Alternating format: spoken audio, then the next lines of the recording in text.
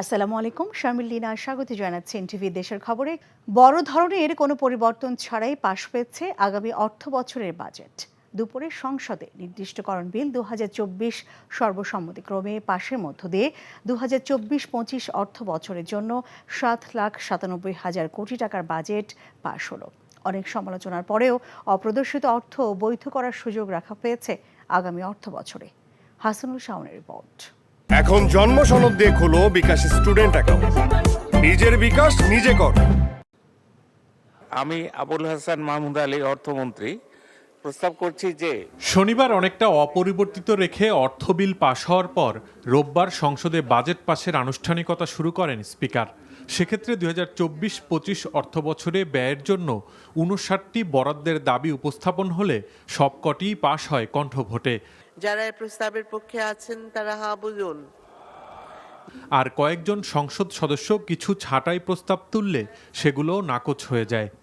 নির্দিষ্টকরণ বিল 2024 এই মহান সংসদে পাশ করা হোক। এ সময় আগামী অর্থবছরের বাজেট নির্দিষ্টকরণ বিল আকারে সংসদে উত্থাপন করেন অর্থমন্ত্রী এবং তা সর্বসম্মতিক্রমে পাশ হয়। যারা এই প্রস্তাবের পক্ষে আছেন তারা হা বুঝুন। যারা এই প্রস্তাবের বিপক্ষে আছেন তারা না বুঝুন। হা জয়যুক্ত হয়েছে, হা জয়যুক্ত হয়েছে, হা জয়যুক্ত হয়েছে। অতএব নির্দিষ্টকরণ বিল 2024 সংসদে সর্বসম্মতিক্রমে পাশ হলো। পাশ হওয়া 7,97,000 কোটি টাকার বাজেটে ঘাটতি থাকছে 2,56,000 কোটি টাকা। আগামী অর্থ বছরে মূল্যস্ফীতি 6.5% আটকে রাখার পরিকল্পনা নিয়েছে সরকার, আর জিডিপি প্রবৃদ্ধির লক্ষ্যমাত্রা ধরা হয়েছে 6.75%। এছাড়াও অনেক সমালোচনার পরেও 15% কর দিয়ে বিনা প্রশ্নে অপ্রদর্শিত অর্থ বৈধ করার সুযোগ রাখা হয়েছে আগামী অর্থ বছরে। অর্থমন্ত্রী আবুল হাসান মাহমুদ আলীর দেয়া প্রথম বাজেট 1 জুলাই সোমবার থেকে কার্যকর হবে। Hasanul Shaon, NTV news, Dhaka. শুরু হয়েছে এইচএসসি ও সমমানের পরীক্ষা। শুরুর দিন প্রচণ্ড বৃষ্টিতে ভোগান্তিতে পড়তে হয় রাজধানী সহ দেশের বিভিন্ন স্থানের শিক্ষার্থীদের। আর বৃষ্টির কারণে দেরি হওয়া সাথে রোল নোটের ভোগান্তি দুর্ভোগ বাড়িয়েছে শিক্ষার্থীদের। আর এতে ক্ষোভ জানিয়েছেন অভিভাবকরা। তবে ঢাকা শিক্ষা বোর্ড জানিয়েছে প্রাকৃতিক দুর্যোগের কারণে আগে থেকে কেন্দ্রে পৌঁছানোর বিষয়টি শিথিল করা হয়েছে। আরও জানাচ্ছেন মেজবাহ হাসান। এখন জন্ম সনদ দিয়ে খোলো বিকাশ স্টুডেন্ট অ্যাকাউন্ট। নিজের বিকাশ নিজে কর। সপ্তাহের প্রথম কর্মদিবস রোববার। সকাল থেকে ঝুম বৃষ্টি, সেই সাথে তীব্র যানজট। এমন বাস্তবতায় রাজধানীতে বৃষ্টিস্নাত এই দিনে যখন পরীক্ষা শুরুর ঘণ্টা বাজছে, তখনও অনেক শিক্ষার্থী চোখে মুখে উৎকণ্ঠা নিয়ে ছুটছেন পরীক্ষার হলের দিকে। যানজট আর জলাবদ্ধতার ভোগান্তি পেরিয়ে পরীক্ষার কেন্দ্রে আসন খুঁজে বের করা, সেই সাথে দেরিতে পৌঁছানোর কারণে বোর্ডের নির্দেশনা মানতে নেওয়া হচ্ছে রোল ও নাম। ফলে দুর্ভোগে নাকাল শিক্ষার্থীরা, ক্ষুব্ধ অভিভাবকরাও। এখন পর্যন্ত বাচ্চারা ঢুকছে, বেশি সময় কিন্তু নেই। হ্যাঁ, হাতে হয়তো 5 মিনিট আছে। আর এখান থেকে ক্যাম্পাস কিন্তু মূল ক্যাম্পাস কিন্তু বেশ খানিকটা দূরে। তো এতখানিক যে তারপরে একটা বাচ্চা আসলে রিল্যাক্স মোডে পরীক্ষায় যে অ্যাটেন্ড করা, সেটা ওদের হয়ে ওঠে না। আমার মেয়ে তো তাতে দৌড় মারছে, আব্বু এখন সিট কোথায়, কি আসে, কি বিষয়, কেমনে কি করবো, আমি তুমি চলে যাও ভিতরে। ভোগান্তির পালা শেষে শুরু হয় অপেক্ষার প্রহর। প্রিয় সন্তানকে পরীক্ষার হলে পাঠিয়ে অভিভাবকদের প্রতীক্ষা, কখন শেষ হয় আর কেমন হচ্ছে পরীক্ষা। প্রিপারেশন নেওয়ার জন্য যতটুকু টাইমের প্রয়োজন ছিল, ওরা তার তুলনায় অনেক কম টাইম পাইছে। অনেক হিমশিম খাইতে হয়েছে সিলেবাস কমপ্লিট করতে। যতক্ষণ বৃষ্টিটা বেশি ছিল ততক্ষণই আমাদের ঢোকার প্রবণতাটা আরও সবারই বেশি। আমি না, সবাই গার্ডিয়ানরা ভিজা, ছাতা অন করতে পারি না। প্রস্তুতির জন্য 24 মাস সময় দরকার ছিল, তাদেরকে 17-18 মাসে তারা সেরকম প্রস্তুতি নিতে পারে নাই পুরোপুরিভাবে। এত ভোগান্তির পরও পরীক্ষা ভালো হয়, খুশি শিক্ষার্থীরা। আলহামদুলিল্লাহ ভালো। সিলেবাস শেষ করার ক্ষেত্রে কোনো প্রতিবন্ধকতা ছিল কিনা? ছিল, তাও এই সময়ের মধ্যে আমার শেষ করতে হয়েছে। শুধু রাজধানী নয়, চট্টগ্রাম বিভাগ, দিনাজপুর সহ দেশের বিভিন্ন স্থানে বৃষ্টি হয়, ভোগান্তিতে পড়েন পরীক্ষার্থীরা।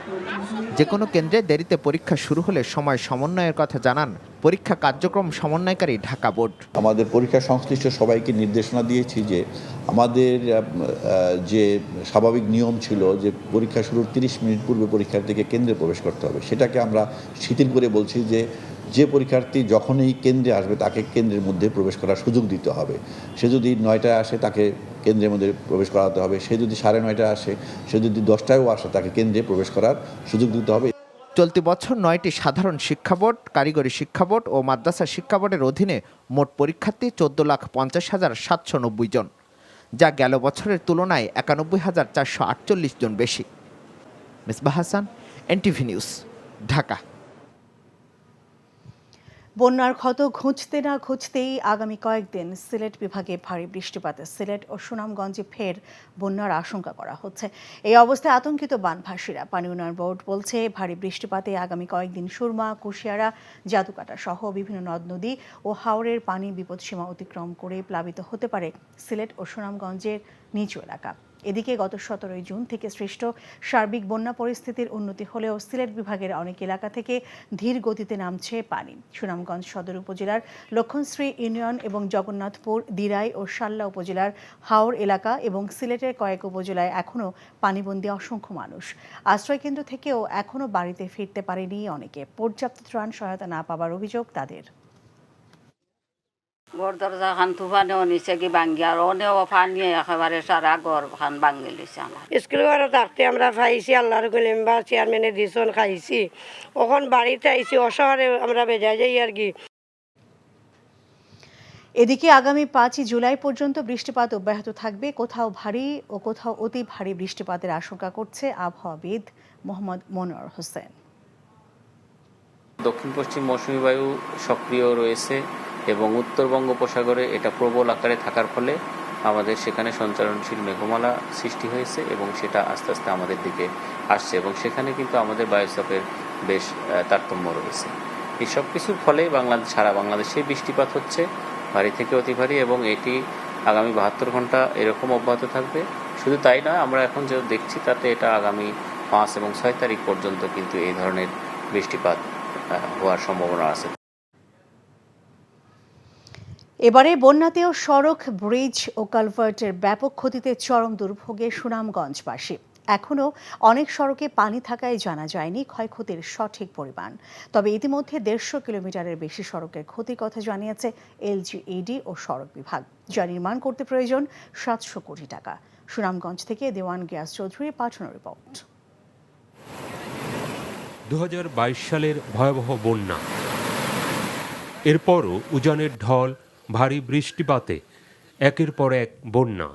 সুনামগঞ্জের সড়ক, মহাসড়ক, কালভার্ট, ব্রিজের ব্যাপক ক্ষয়ক্ষতি। চলতি বন্যাতেও বেড়েছে ক্ষতির পরিধি। বানভাসীদের অভিযোগ, সঠিকভাবে মেরামত কাজ না করায় দুর্ভোগ পিছু ছাড়ে না তাদের। বাঙ্গার কারণে যে মানুষের কষ্ট, নারী, শিশু, ছাত্র আছে মনে হয় 3,000 ছাত্র, এরা ভাড়াইতে পারে না, যাতায়াতের লাগে হাটারি বাজার আইতে পারে না। রাস্তাঘাটের অবস্থান আপনারা তো দেখলাম যে দুর্যোগ বা এই যাতায়াতের আমরা বিরাট সমস্যা করে। প্রতি বছর আমরা রাস্তাঘাটের ক্ষতি হইলে আমরা বুঝছি রাস্তার কাজ হয়, ওইলে পুরা কাজ আমরা পাই না। ভেসে উঠছে ক্ষত। ইতিমধ্যে ভেঙে গেছে 140 থেকে 160 কিলোমিটার সড়ক। পানি নেমে গেলে এই ক্ষতির পরিমাণ আরও বাড়ার আশঙ্কা সংশ্লিষ্টদের। 140 থেকে 160 কিলোমিটার রাস্তা ক্ষতিগ্রস্ত হয়েছে বলে প্রাথমিকভাবে আমরা ধারণা করতেছি। তবে এর পূর্ণ অ্যানালিসিসটা আরও পেতে আমাদের 1 সপ্তাহ সময় লাগবে। ইতিপূর্বে আমি আমার প্রধান প্রকৌশলী মহাশয়ের সাথে আলাপ করছি। উনি 2022-এর ফ্লাডের যে প্রজেক্টটি আছে সেটি রিভিশন করে উক্ত রাস্তাগুলি মেরামত করার একটা উদ্যোগ গ্রহণ করবেন বলে আমাকে আশ্বস্ত করেছিলেন। বন্যার পানি নেমে যাওয়ার পর দ্রুত সড়ক ও ব্রিজের মেরামত চান দুর্গতরা। NTV news desk. বর্ষায় টানা বৃষ্টিতে পাহাড় ধসে জানমালের ক্ষতি আর তীব্র জলাবদ্ধতার আশঙ্কায় চট্টগ্রামবাসী। জানমালের ক্ষতি এড়াতে নানা উদ্যোগ নিয়েও সুফল পাওয়া যায় না। পাহাড়ের ঝুঁকিপূর্ণ এলাকায় বসবাসকারীরা বলেন তাদের যাবার কোনো জায়গা নেই। চট্টগ্রাম থেকে আরও জানাচ্ছেন শামসুল হক হায়দরি, ক্যামেরায় ছিলেন এনামুল হক। বৃষ্টি শুরু হলে দুশ্চিন্তায় পড়েন চট্টগ্রাম শহরের বেশিরভাগ মানুষ। একদিকে তীব্র জলাবদ্ধতা, অন্যদিকে পাহাড় ধসের ঘটনা। সরকারের হিসাব মতে মহানগরের ২৬টি পাহাড়ে অবৈধভাবে বাস করে অন্তত ৬,৫০০-এর বেশি পরিবার। বর্ষা মৌসুমে ক্ষয়ক্ষতি এড়াতে দফায় দফায় চলে অভিযান। গত কয়েকদিনের টানা বর্ষণের ফলে পাহাড় ধসের সম্ভাবনা রয়েছে। তারপরও পরিস্থিতির উন্নতি হয় না। বসবাসকারীরা বলেন তাদের যাবার মতো জায়গা নেই। আমরা যদি বাড়িঘর থাকতো তাহলে আমরা এখানে থাকতাম না। বর্ষাকাল হইলে আমাদের এখানে পানি ওঠে, আমরা থাকতে পারি না। আর সেটা আর কি, আমরা যে অনেক বছর এখানে বাস করি। ২০০৭ সালের ১১ জুন পাহাড় ধসের পৃথক ঘটনায় চট্টগ্রামে একদিনেই মারা গিয়েছিল ১২২ জন মানুষ। ঝুঁকিপূর্ণ এলাকায় বসবাসকারীদের সরিয়ে দিতে অভিযান শেষে আবারও তারা ফিরে আসে আগের স্থানে। এমন সমস্যার সমাধানে আইনের কঠোর প্রয়োগের উপর গুরুত্ব দেন এই নগর পরিকল্পনাবিদ। গাছপালা কেটে পাহাড়গুলোকে একেবারেই গাছপালা শূন্য করে ফেলা হয়েছে, এগুলো প্রতিটা পাহাড়ের ঝুঁকির মধ্যে আছে, বিপদের মধ্যে আছে। আইনের প্রয়োগটা নিশ্চিত করা দরকার মোট কথা, তাহলে সব সমস্যার সমাধান হয়ে যাবে। ঝুঁকিপূর্ণ স্থানে বসবাসকারীদের পুনর্বাসনের পাশাপাশি নতুন করে যাতে কেউ সেসব এলাকায় আসতে না পারে সে ব্যাপারে ব্যবস্থা নেয়ার পরামর্শ দেন বিশিষ্টজনেরা। শামসুল হক হায়দুরি, এনটিভি নিউজ, চট্টগ্রাম। নারায়ণগঞ্জের ফতুল্লার কাশীপুরে আলোচিত আওয়ামী লীগ নেতা সুরুজ মিয়া হত্যাকাণ্ডের মূল আসামি সহ এজাহারভুক্ত ৪ আসামিকে গ্রেফতার করেছে র্যাব। গ্রেফতারকৃতরা হলেন প্রধান আসামি আলাউদ্দিন ওরফে হীরা, আলামিন, রাসেল ও সানি। দুপুরে CEO lieutenant colonel Tanvir Mahmud Pasha জানান, র্যাবের একটি দল গতরাতে নারায়ণগঞ্জ সদরের সৈয়দপুর থেকে সুরুজ মিয়া হত্যাকাণ্ডের প্রধান আসামি আলাউদ্দিন ওরফে হীরাকে গ্রেফতার করে। পরবর্তীতে তার দেয়া তথ্য মতে অপর ৩ আসামিকে গাজীপুরের কালিয়াকৈর থানার রতনপুর এলাকা থেকে গ্রেফতার করা হয়।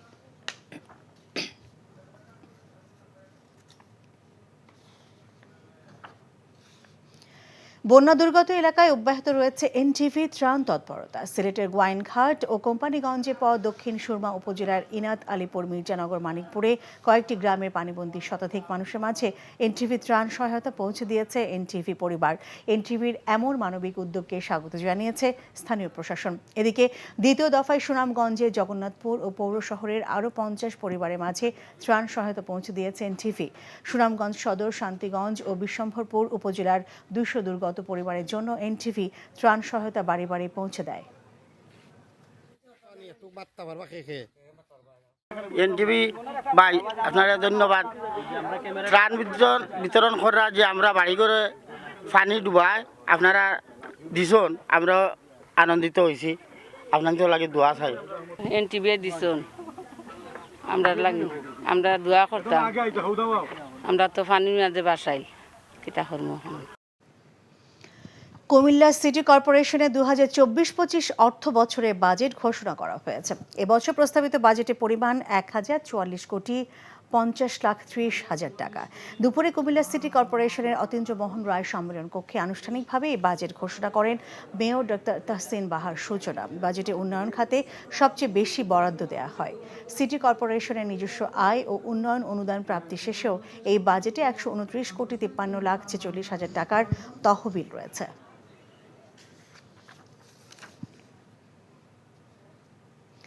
ঝিনাইদহের শৈলকুপায় নির্বাচন পরবর্তী সহিংসতায় প্রতিপক্ষের বাড়িঘরে হামলা চালিয়ে ভাঙচুর ও লুটপাট করার অভিযোগ উঠেছে। এলাকাবাসী জানায়, আধিপত্য বিস্তার নিয়ে শৈলকুপা উপজেলার নিত্যানন্দপুর ইউনিয়নের চেয়ারম্যান মফিজ উদ্দিন ও একই ইউনিয়নের সাবেক চেয়ারম্যান ফারুক হোসেনের সমর্থকদের মধ্যে বিরোধ চলে আসছিল। এর জেরে গতরাতে শেখরা গ্রামের মফিজের সমর্থকদের বাড়িতে হামলা চালিয়ে ভাঙচুর ও লুটপাট করে ফারুকের সমর্থকরা। খবর পেয়ে পুলিশ গিয়ে পরিস্থিতি নিয়ন্ত্রণে আনে। এই ঘটনার পর এলাকায় উত্তেজনা বিরাজ করছে। টানা বৃষ্টিতে পাহাড় ধসে জানমালের ক্ষতি আর তীব্র জলাবদ্ধতার আশঙ্কায় চট্টগ্রামবাসী। এই ছিল দেশের খবরে। এই খবরের ভিডিও সহ আপডেট জানতে ভিজিট করুন এনটিভি অনলাইন www.ntvbd.com। এছাড়াও এনটিভি জনপ্রিয় সব অনুষ্ঠান ও খবরের আপডেট জানতে ভিজিট করুন আমাদের ইউটিউব ও ভেরিফাইড ফেসবুক পেজ। ৬টা ইভিনিং নিউজ দেখার আমন্ত্রণ রইল। আপনার সঙ্গে থাকার জন্য ধন্যবাদ সবাইকে।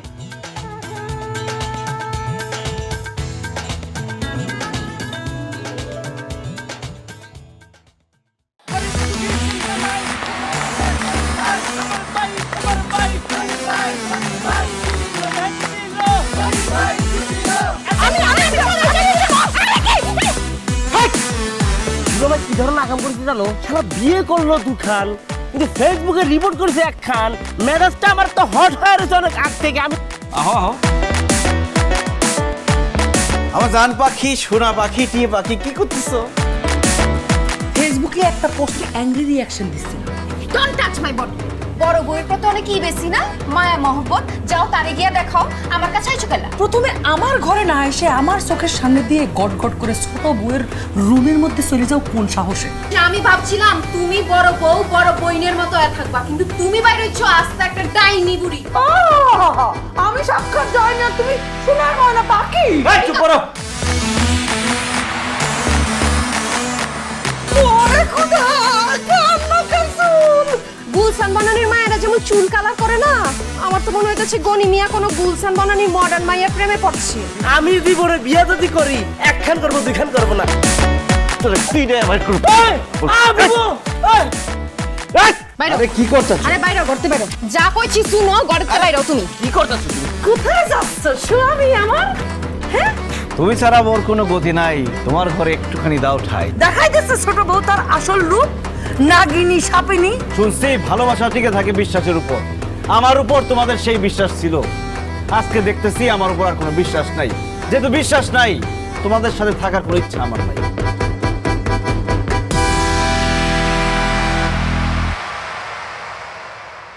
এখন জন্ম সনদ দিয়ে খোলো বিকাশ স্টুডেন্ট অ্যাকাউন্ট। নিজের বিকাশ নিজে কর।